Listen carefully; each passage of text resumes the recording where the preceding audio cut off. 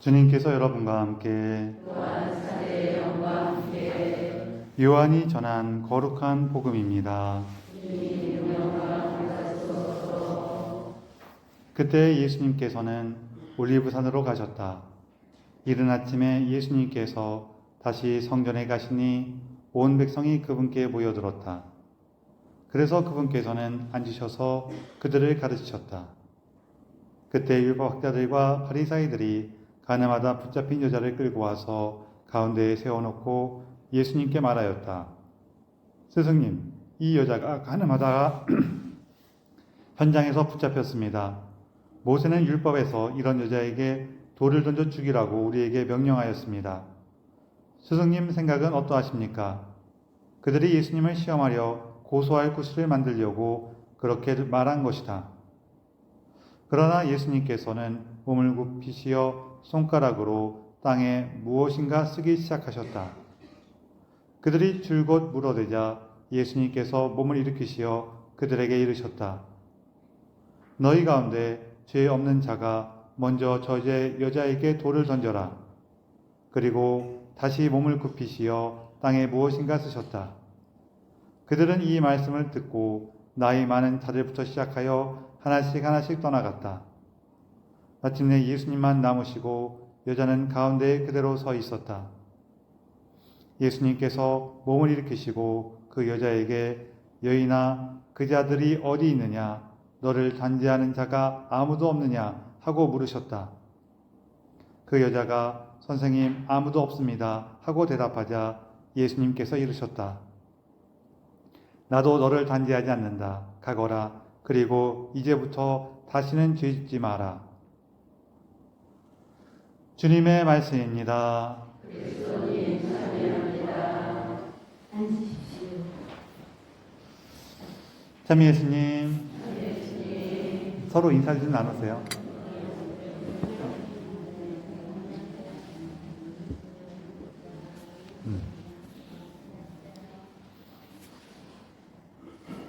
제가 요즘에 이 얘기를 조금 자주 하긴 했는데, 자, 여러분, 성경이 먼저일까요? 교회가 먼저일까요? 성경이 먼저다. 교회가 먼저다. 자, 그럼 제가 하나만 다른 거 여쭤볼게요. 예수님께서 실제로 뭘 써서 남기신 게 있어요? 우리가 예수님이 뭔가 쓰신 거에 대해서 아는 거는 오늘 복음에 나오는 땅에 몸을 굽히시어 땅에 뭔가 쓰셨다 이거밖에 몰라요. 이거 말고는 예수님이 뭔가 쓰셨다는 얘기가 없어. 자, 교회는 누가 만들었어요? 예수님이 만드셨어요. 우리가 교회라 그러니까 교회가 뭔가 저 개신교회 얘기하는 건가 하시는 분도 계실 수 있는데, 우리가 교회라고 얘기할 때에는 나는 성당 다녀 교회 안 다녀 그러시는 게 아니에요. 그 교회가 아니라 예수님을 믿고 따르는 사람의 공동체를 우리가 교회라고 불러요. 그래서 저는 개신교회에서 무슨 교회 쓰는 것도 사실은 솔직히 속상해. 우리가 방심한 사이에 이름을 뺏긴 거예요. 사실은 개신교 사람들도 조금 뭐랄까 상도덕이 있으면은 뭐뭐 교회라고 하면 안 돼. 우리 성당이라고 부르죠. 우리 교회는 공동체, 사람들의 모임이 교회라 그랬죠. 이 건물은 우리가 성당이라고 부르죠. 우리는 곤지암 성당에 다니고 있는 곤지암 천주교회 사람들이에요. 교회 사람들이에요. 개신교는 뭐라고 해야 될까요? 개신교 사람들이 다니는 그 건물 뭐라고 불러야 되냐면은 예배당이라고 불러야 돼요. 그 교회 아니에요. 예배당이에요. 그 예배당에 다니는 공동체를 교회라고 하는 거예요. 우리도 성당에 다니는 우리 공동체가 교회인 거예요. 이것 때문에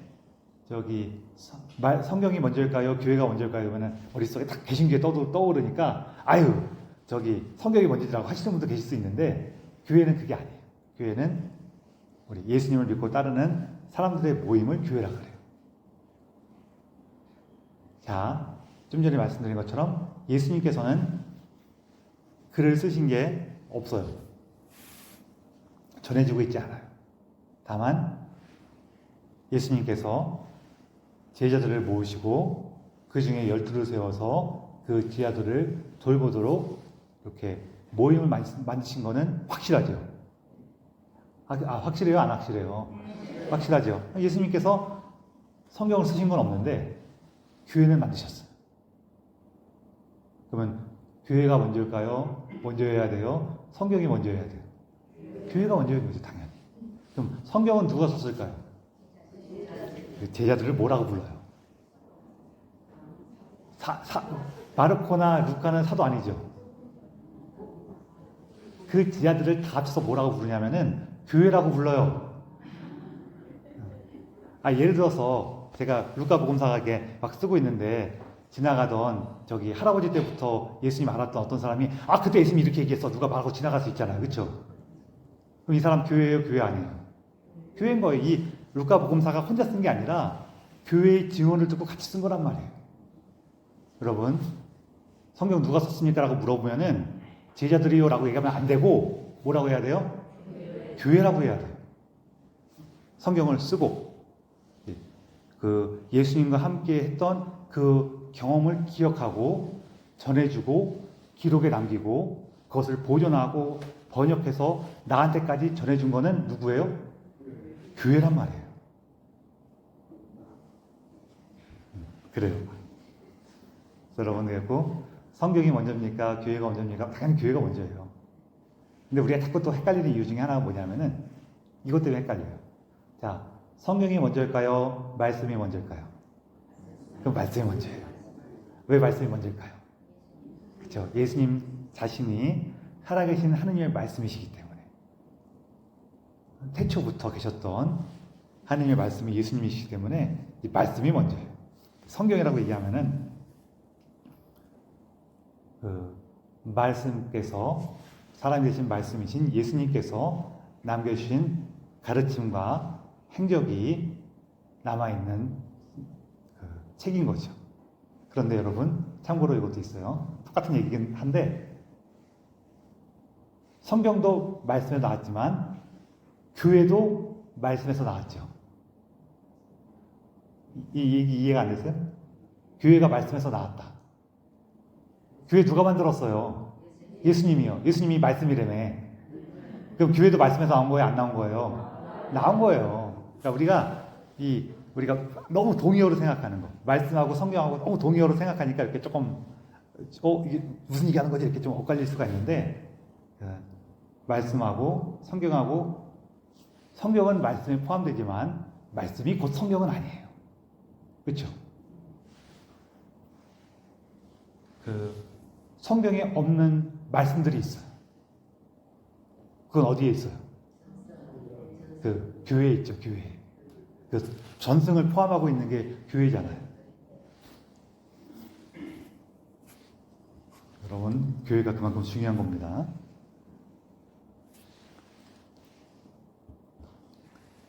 예수님께서 뭔가 이렇게 바닥에 뭔가 쓰셨다고 전해지는데 뭘 쓰셨을까요? 여기도 여러 가지 얘기들이 있어요. 하나는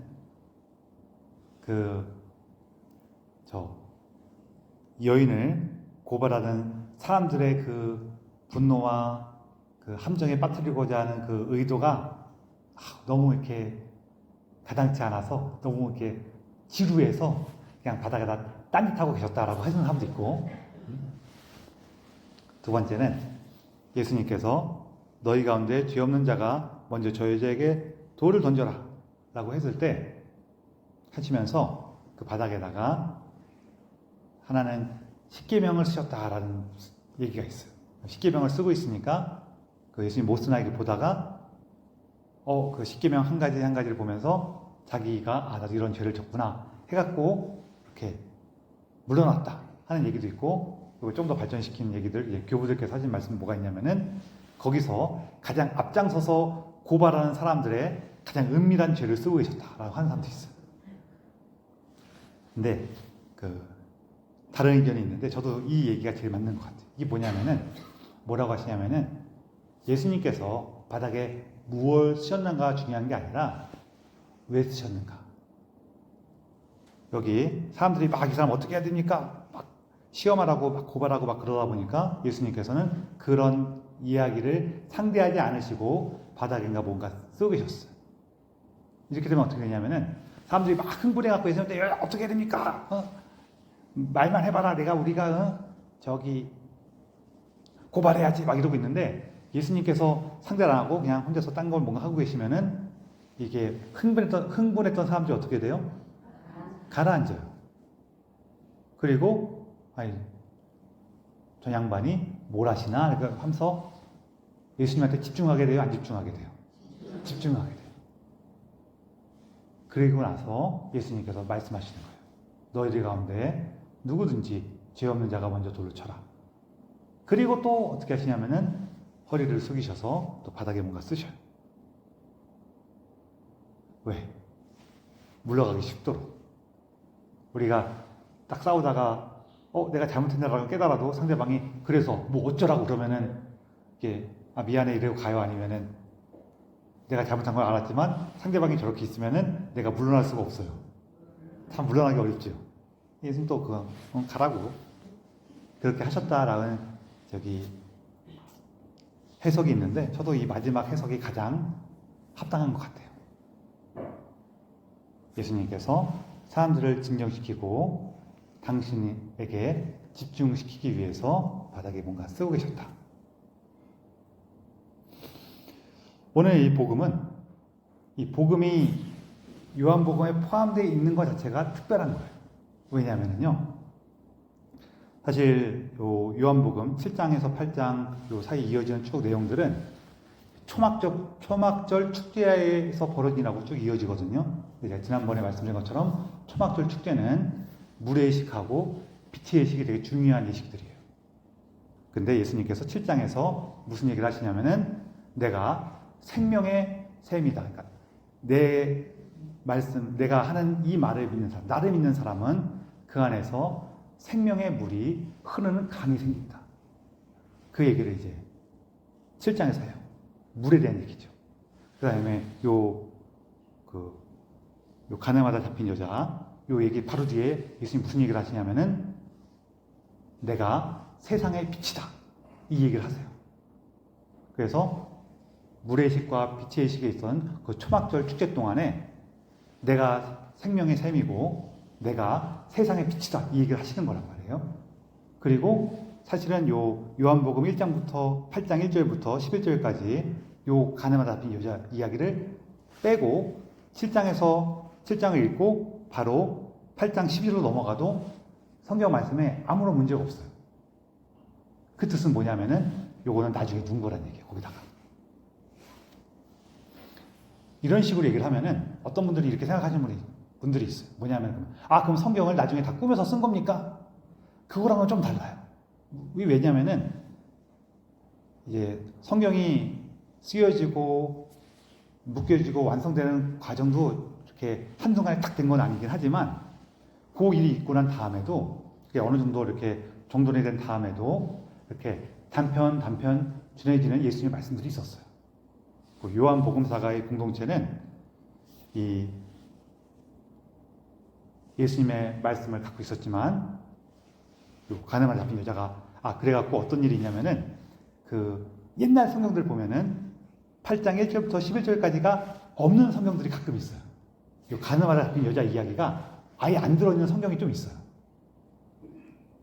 그러면은 이 얘기는 나중에 꿈에서 써놓은 얘기가 아니라 어떤 게 된 거냐면은 사람들이 이 얘기를 조금 조심스러워했어요.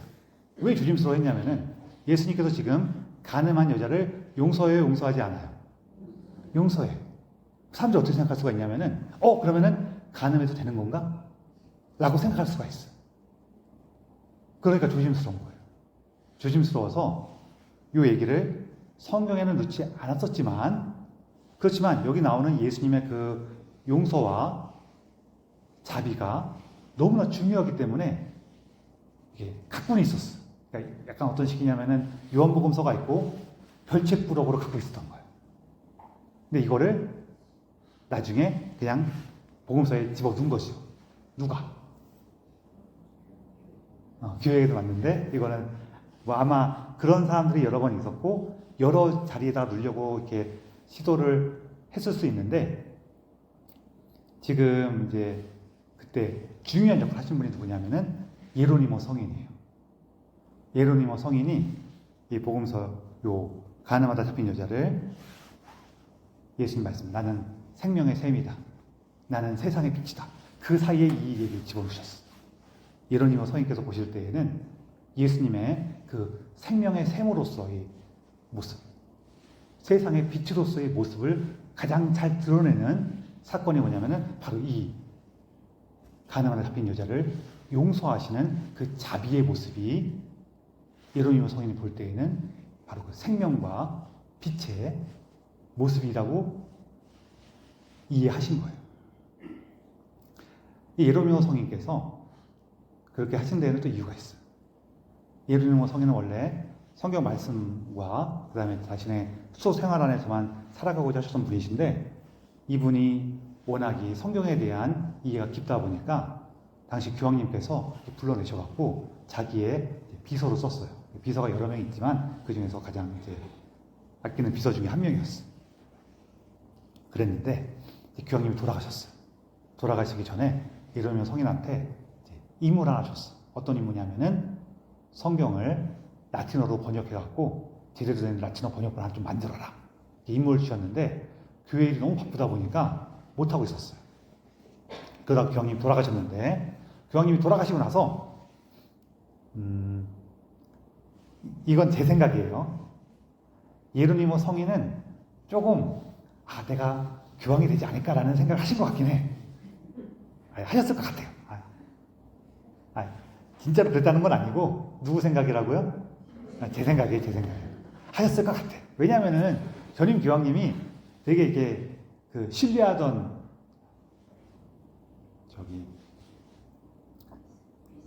비서 신뢰하던 이렇게 동료 중에 한 명이었기 때문에 혹시 내가 되지 않을까 했는데 됐을까요? 안 됐을까요?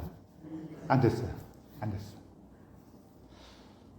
그랬는데 그 와중에 이제 새 교황님이 되고 나서 다른 교황님이 됐으니까 어떤 어려움이 있냐면은 예루니모 성인은 로마 안에서 명성이 자자해요. 그리고 다니면서 많이 성경 말씀에 대해서 가르치고 해설도 해줘요. 자, 그러니까 예루니모 성인을 지지하지 않고 지금 현재 교황님을 지지했던 사람들 사이에서는 예루니모 성인이 조금 이렇게 불편할까요? 안 불편할까요? 이런 얘기를 왜 드리냐면은 사람 사는 거 옛날이나 지금이나 다 똑같아 그 얘기 하는 거예요. 우리가 이제 옛날 얘기들 하다 보면은 옛날 사람들은 다 훌륭하고 좋고 착하고 이럴 줄 아는데 그렇지 않아요. 우리도 누구 잘 되면은 괜히 걔 잘못한 것도 없는데 막 배 아프고 아니야 걔는 이런 건 나빠 막 그런 식으로 막 그러잖아요. 솔직히 그래요 안 그래요? 그래요. 옛날부터 그런 거예요. 그런 데다가 그래서 예루니모 성인이 껄끄러운 데다가 또 하나 뭐가 있었냐면은 예나 지금이나 이렇게 성경 말씀이나 교리나 이런 걸 가르치는 걸 막 하다 보면은 형제님들이 많이 올까요? 자매님들이 많이 올까요? 자매님들이 많이 온단 말이에요. 그러면은 그거를 빌미로 공격하기가 좋아요, 안 좋아요? 좋단 말이에요. 예루니모 성인이 스캔들이 엄청 시작이셨어요. 그래서 이거 어떻게 할까 그러다가 그리고 어떻게 그러다가 전임 교황님께서 했던 얘기 생각나갖고 뭐예요?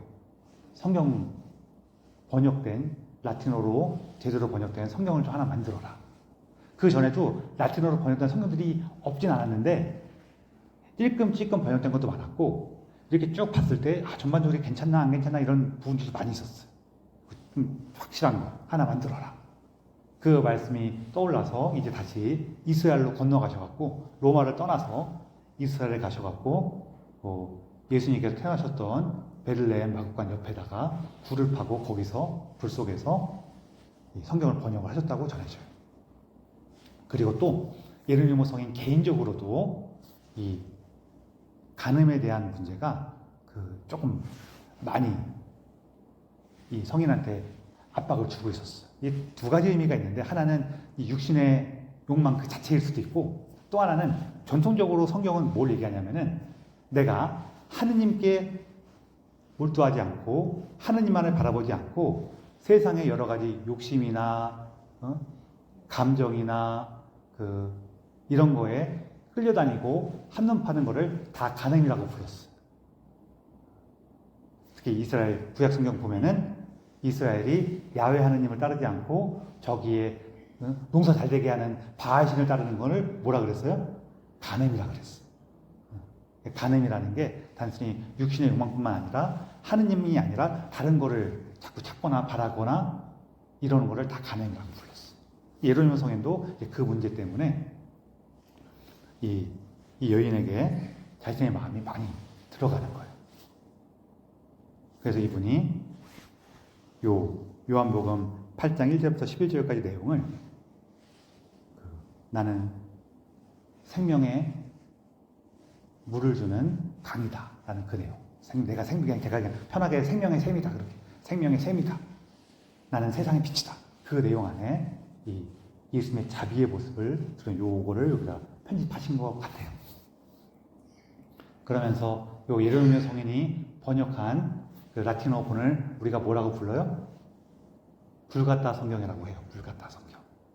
왜 불같다 성경이라고 하냐면은 예루살렘 성인이 성격이 불같다 성경이라고 하는 게 아니라 불같다라는 말은 그러니까 불가투스라는 형용사인데 원래는 대중어, 토속어 이런 의미를 갖고 있거든요. 대중적인 토속적인 그런 의미를 갖고 있는데 그거를 그렇게 번역하면은 뭐 틀린 번역은 아니지만 이 예로니모 성인이 불같다 성경이라고 했을 때 그 의미를 살리려면은 뭐라고 번역하는 게 더 좋냐면은 쉬운 말 성경이에요. 예로니모 성인은 많은 사람들이 그 성경을 읽고 듣고 가까이서 느끼기를 원하셨기 때문에 성경을 번역하면서 어떻게 번역하셨어요? 쉬운 말로. 쉬운 말 성경이에요.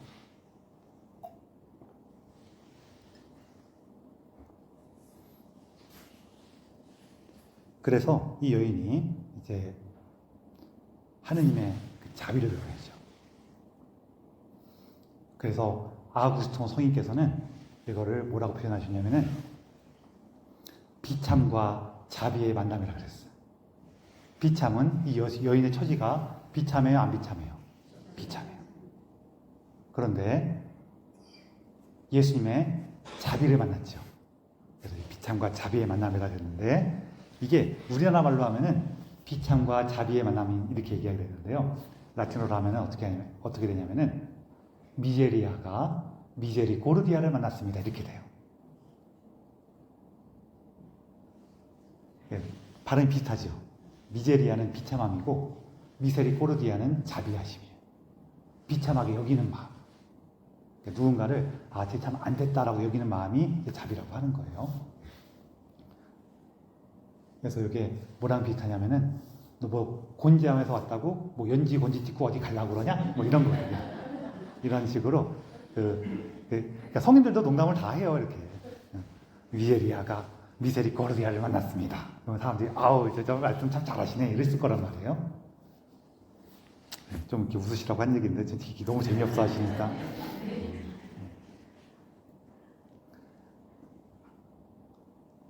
자, 그래서 이 얘기 안에서 가장 기본적인 거는 예수님께서 우리의 부족함, 우리의 연약함을 단죄하시고 책벌하세요? 아니면은 용서하세요? 용서하시죠. 그 용서의 힘을 우리가 받아서 우리도 가서 용서하자는 거예요. 이게 첫 번째 가르침이고 두 번째는 전 좀 다른 것도 기억했으면 좋겠는데요. 도대체 이 여인을 고발한 이 사람들은 누굴까? 우리 삶에서 이런 경우가 많이 있어요. 제가 특히 고행사 주다가 많이 경험하는 건데 어떤 분들이 이제 와갖고 이제 여러 가지 얘기를 하는데 내가 가족들에게 너무 심하게 말을 하거나 함부로 대했거나 혹은 친구들 사이에서 뭔가 이렇게 제대로 하지 못했거나 하면서 자기를 되게 책망하면서 와요. 책망하면서 오는데 이 얘기 듣고 있으면은 그래 참 힘드시겠다 이런 것도 참 많이 있어요. 뭐 대표적으로 이런 거예요. 자기가 시어머니랑 같이 살거나 혹은 가까이 사는데 시어머니를 대할 때 친부모님처럼 대하지를 못한대. 그래서 그걸 너무 이렇게 속상해해요. 그럼 제가 어떻게 하냐면은 물어봐요. 그래요? 그럼 시어머니를 방에 가두시고 때리시고 굶기셨겠네요. 그래요. 그러면 그분이 뭐라 그래요? 번쩍 뛰면서 시어머니 어떻게 그렇게 하냐고 막 그래요. 그럼 잘하고 계신 거예요. 잘하고 계시는데 지금 내가 속상하고 힘든 이유는 뭐예요? 뭘까요? 그렇죠. 더 잘하고 싶어서 그래요. 사실은 더 잘하고 싶어서. 자기가 하는 것이 자기 기준에 만족스럽지가 않아. 내가 뭔가 더 잘해야 될 것 같아. 내가 뭔가 더 훌륭해야 될 것 같아. 이 압박이 너무 강한 거예요. 그러면은 이제 제가 또 물어보죠.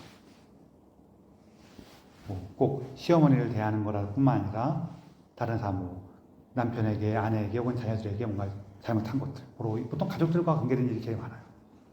혹은 직장에서, 혹은 동료들 사이에서 그런 것들에 대해서 누가 형제님이나 자매님한테 와서 좀 친한 친구라든지 아끼는 동생이나 후배가 와서 형님, 언니, 나 요즘에 이런 거 있어. 내가 이렇게 했는데 나 지금도 너무 마음이 쓰리고 속상해. 이렇게 얘기를 하면은 뭐라고 얘기하실 거냐고 물어봐요. 뭐라고 얘기하세요? 잘못했네. 너 믿는 사람이 그러면 안 되지. 예수님 기억하면서 더 열심히 해. 이러실 거예요? 우리 그렇게 얘기 잘 안 해요. 뭐라고 얘기해요? 야, 너 참 애썼다. 그거 참 힘든 일인데 애 많이 썼네. 속상해. 더 잘하고 싶으니까 그렇지. 야, 가서 술이나 한잔 하자. 아니면 차나 한잔 마시자. 밥이나 한번 먹자. 그렇게 할 거 아니에요. 그렇죠? 해요, 안 해요? 하죠. 근데 여러분 잘 생각해 보세요. 내가 더 너그러울까요? 예수님께서 더 너그러우실까요? 나는 그렇게 하는데 예수님은 왜 나한테 그렇게 안 할 거라고 생각해요? 여기 이유가 하나 있긴 있어요. 우리 마음속엔 불안이 하나 있어. 어떤 불안이냐면은 괜찮다라고 얘기하면은 얘가 괜찮나? 그러고 더 잘못할 거라는 불안이 하나가 있어요. 그런데 보통 이거 좀 문제인 것 같은데 라고 느끼는 사람들은 그 불안이 안 통해요. 그렇지 안 해요. 괜찮다라 그래도 다음부터 계속 신경 써요. 야, 너 잘못한 거야 라고 얘기하는 거는 누구한테 하는 거냐면요. 잘못인 거 모르는 사람한테 하는 거예요. 그래서 잘못인데. 근데 이제 모른다고 하는 것도 좀 범위가 애매하긴 하지만 어쨌거나 기본적으로는 그래요. 이미 이거 문제가 있구나라고 느끼는 사람한테는 잘못이라고 얘기할 필요가 없어요. 알아서 다음번 조심할 거예요. 오히려 예수님의 자비를 기억할 때 우리 거기서 괜찮아 그러면서 같이 밥 먹고 나면은 그 다음에 뭐라 그래요? 형님께서 저한테 괜찮다고 하시니까 전 다음부터 가서 싸울게요 이래요? 아니면은 고마워요 그러면서 그래도 한번 잘해봐야죠 이래요? 잘해봐야지 그런단 말이에요. 그래서 예수님은 나를 괜찮다라고 하시는데 나를 고발하는 사람은 누구예요? 나를 이렇게 못 살게 굴고 너 이러면 안 되지 막 그러는 건 누구예요 도대체? 나 자신이에요. 나 자신이. 사실은 내 안에 있는 사실은 더 잘하고 싶고 더 열심히 하고 싶은 마음을 이용하는 사탄의 유혹이죠. 그 사탄이 어떻게 유혹하냐면은 너 이거 한 거 제대로 한 것도 아니야. 이거 해서 되겠어? 너 그렇게 해서 예수님한테 사랑받을 자격도 없어. 이렇게 유혹하는 거예요. 예수님은 우리에게 용서를 주시죠. 뿐만 아니라 사실은 이 복음 안에서 특별한 게 또 있어요. 우리 사마리아 여인할 때도 비슷한 얘기를 했었는데 이 여인도 좀 간음했어요. 사랑을 필요로 한 거예요. 내가 무언가 사랑받고 있을 때 비로소 우리는 안전하고 뭔가 충족된다는 걸 느껴요. 사람이 연약해서 어쩔 수가 없어. 그래서 새로운 남자를 찾고 하는 거예요. 우리를 치면은 계속 이 불안이 있으니까 어떻게 해요? 돈이 많으면 좀 안심이 될까? 내가 힘이 있으면 좀 안심이 될까? 내가 친구들이 많고 인기가 많으면 안심이 될까? 내가 술 한잔 마시고 잊어버리면 안심이 될까? 계속 그런 걸 찾는 거란 말이에요. 근데 이제 이 여인에게는 더 이상 그것이 필요 없을 거예요. 왜요? 예수님께 사랑을 받았죠. 나를 진정으로 사랑하시고 나에게 사랑의 충만함을 주시는 예수님께 용서받았어. 사랑받는 체험을 했어. 이것을 간직하고 있는 한 이 사람은 죄짓지 않을 거예요. 그래서 우리도 바로 그걸 기억하는 거예요. 우리가 살아가면서 여러 가지 그 큰 불안과 압박을 느낄 때 이게 어디서 오는가? 나 자신을 지나치게 비난하고 압박하게 될 때 도대체 누가 하는 건가? 내가 진정으로 자비롭고 하느님을 닮은 모습이 된다는 것은 예수님의 이 사랑과 자비를 체험할 때 정말 세상에 흔들리고 끌려다니고 하는 나를 예수님께서 용서하신다는 것. 내 연약함을 예수님께서 받아주신다는 것. 우리가 자신식에 지내면서 자신의 삶을 돌아보고 자신의 부족함을 찾고 죄를 뉘우치고 하죠. 그거 왜 하는 거예요?